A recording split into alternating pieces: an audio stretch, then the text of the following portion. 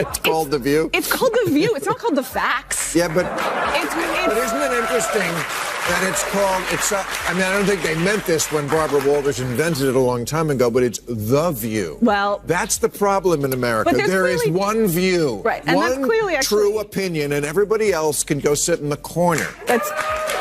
The segment opens with a sharp observation. It's called The View, not The Facts. From the very start, the tension is palpable. Bill Maher immediately challenges the show's tendency to push a singular perspective, noting how America often treats one opinion as the ultimate truth while dismissing dissenting voices. Sonny Hostin, the target of this scrutiny, sits composed, sipping tea, seemingly in control, unaware that what's about to unfold will dismantle her facade. What starts as a casual discussion quickly spirals into a chaotic confrontation, as Maher and Megyn Kelly prepare to counter Sonny's dominating approach with pointed precision. They're disgusting. She's Anna Navarro, in your wildest imagination, you could never solo host a show. You will only ever make it as part of an ensemble, and you could never hope to achieve the success that Tucker Carlson has. So you can sit in your little cheap seats all day long and enjoy your little negative henpecking, but your careers are going nowhere, and Tucker is about... Sonny's usual confidence begins to crack when Maher lands a verbal 1-2 punch. His dry sarcasm, coupled with Megyn Kelly's calm but razor-sharp logic, transforms the set into an arena. Sonny trips over her prepared lines, her composure slipping like a Wi-Fi signal dropping at the worst possible moment. Maher's commentary exposes the weakness of Sonny's self-assured monologues, revealing how her attempts to dominate the conversation collapse under even mild scrutiny. The audience witnesses a live takedown that no one saw coming. Talk about Whoopi Goldberg because I got so many texts this week because she attacked me the week before. Sure. So everybody was like, "Oh, Bill, I get you're enjoying the karma." First of all, I'm going to talk about this at the end of my show next week, teaser. But there is no fucking thing as karma, okay? Get over that. Whoopi attacks me on a regular basis. She says stupid shit on a regular basis. They just happen to coincide. Sonny Hostin often wields her legal credentials as a weapon, presenting herself as the ultimate authority on any topic. Yet, whenever she starts a sentence with "as a lawyer," predictability follows, overblown, unnecessary, and sometimes completely off. Her monologues resemble dramatic TED Talks, filled with moral grandstanding and overflowing with certainty but devoid of substance. Maher and Kelly expose this pattern, demonstrating that credentials alone don't protect one from factual, logical counterpoints.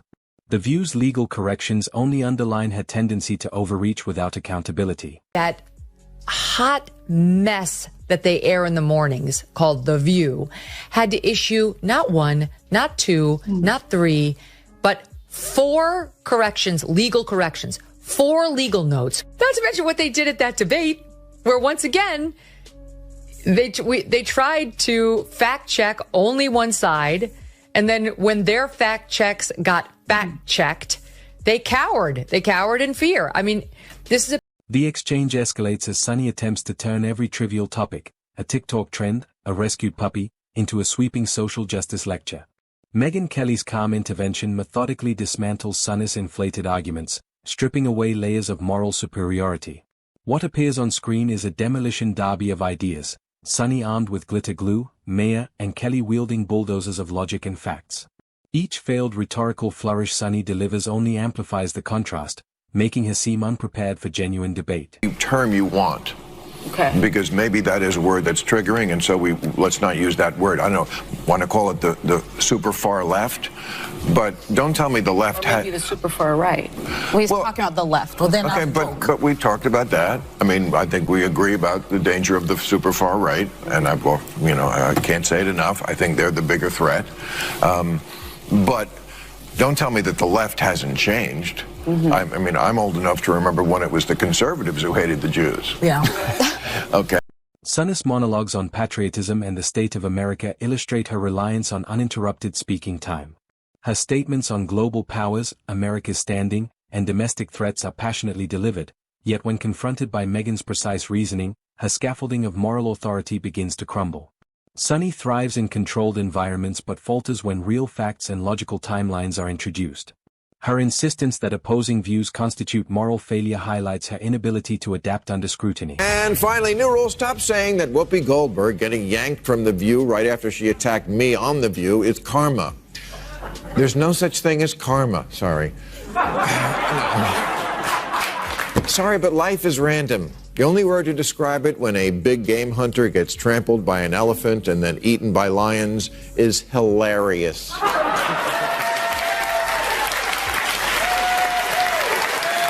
Bill Maher's humor adds another layer of challenge for Sunny. She reacts as if comedy itself is an attack, interpreting jokes as personal affronts. Maher's decades of experience navigating ideological debates allow him to stay unfazed, while Sunny's overreactions become increasingly visible. Megyn Kelly, meanwhile, brings clarity and evidence-based reasoning, cutting through the dramatics.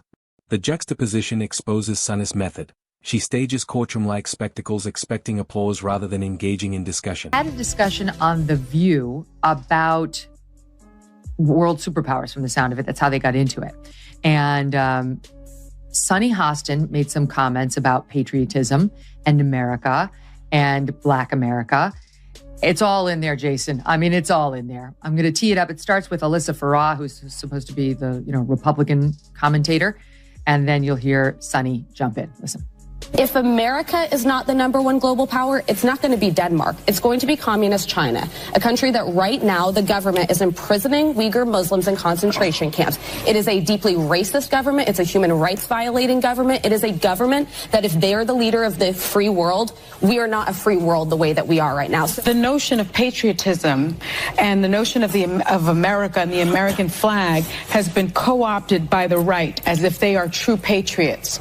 But when I listen to Christopher Wray, the head of the FBI, he said white supremacy is the biggest domestic. Sunny Hostin arrives loaded with emotional outbursts and dramatic gestures, yet these theatrics falter in the face of Megyn Kelly's calm logic. Each attempt at moral grandstanding or rhetorical flair is met with precise counterpoints that reveal gaps in her reasoning. Sunny's narrative relies heavily on theatricality and selective statistics, but Kelly and Maher systematically dismantle it, leaving Sunny flailing in a fortress of indignation. The contrast between spectacle and substance couldn't be more evident. As the 47th President of the United States, yay, on January 20th of this month. Not everyone's happy about it, and many people would like us to be more focused on the insurrection that he personally unleashed. If you ask them, as we discussed earlier, they think it's as bad as like the Holocaust, and you don't have to take my word for it. Here is Sunny Hostin of January The View 6th was an atrocity. It was one of the worst moments in American history. And when you think about the worst moments in American history, like World War II, things that happened, like the Holocaust, chattel slavery. Yeah, the January 6th is right up there next to the Holocaust. And Sunny attempts to out-intellectualize her opponents, tossing historical references and legal jargon in rapid succession. Her delivery, however, often lands as confused noise, failing to convey clarity. When she compares January 6 to the Holocaust and slavery, Kelly's calm and sourced reasoning undercuts the hyperbole. Sunny's habit of using shock value and emotional intensity instead of coherent logic becomes painfully obvious. The audience witnesses a classic ideological faceplant, where inflated self-assurance collapses under scrutiny. Note the tone they all talk with him. I want you to look at Sunny Hostin's body language and the way they look at him and everything else. Just because he is a lefty who hasn't gone completely bananas, here they are talking about the word woke. The term woke has been, in my view, co-opted by the right and weaponized and bastardized. And so I was surprised to hear you use the term because historically, as you know, because I think you're quite brilliant, that woke is a word used by the Black community to note that we must be aware of social injustices. But words migrate. So why is that a bad thing? It's not a bad thing, and originally that was absolutely a great thing. Alert to injustice. Who's not for that? But words do. Throughout the confrontation, Sunny repeatedly resorts to moral posturing, gasping and clutching pearls as if offended personally. Maher and Kelly demonstrate that disagreement is not a personal attack. Sunny's overreactions to simple jokes or factual corrections highlight her fragile approach, conflating theatrical outrage with argumentation. Each instance of this pearl-clutching moment only amplifies the contrast with her opponent's composed, evidence-based responses, turning the segment into a lesson on rhetoric versus reality. Berg was angry when Alyssa pointed out that Trump went to the funeral of Officer Diller. Yes. On Long Island, and Joe Biden went to a podcast. Look at Whoopi Goldberg's reaction. Choose what you like there, but for Republicans, it was good imagery. Really? One day later, yes. And I'm asking that because I was so offended because you know who showed up. Yeah. And he was, whether he was asked or not. This is a man who didn't care what happened to the officers on January 6th. She promotes Joe Biden and Kamala Harris every day on that show. Trump wasn't supportive enough of the cops who were, yes, in danger on J 6th. How does that explain their behavior on a... By the end of the exchange, Sunny Hostin is thoroughly exposed. Her monologues collapse, her moral authority is questioned, and her over-reliance on drama is highlighted. Maher and Kelly's combined approach, dry humor, calm logic, and factual accuracy, demonstrates the power of reason over theatrics. Sunny's performance, once dominating, ends as a cautionary tale about the limits of unchecked opinion.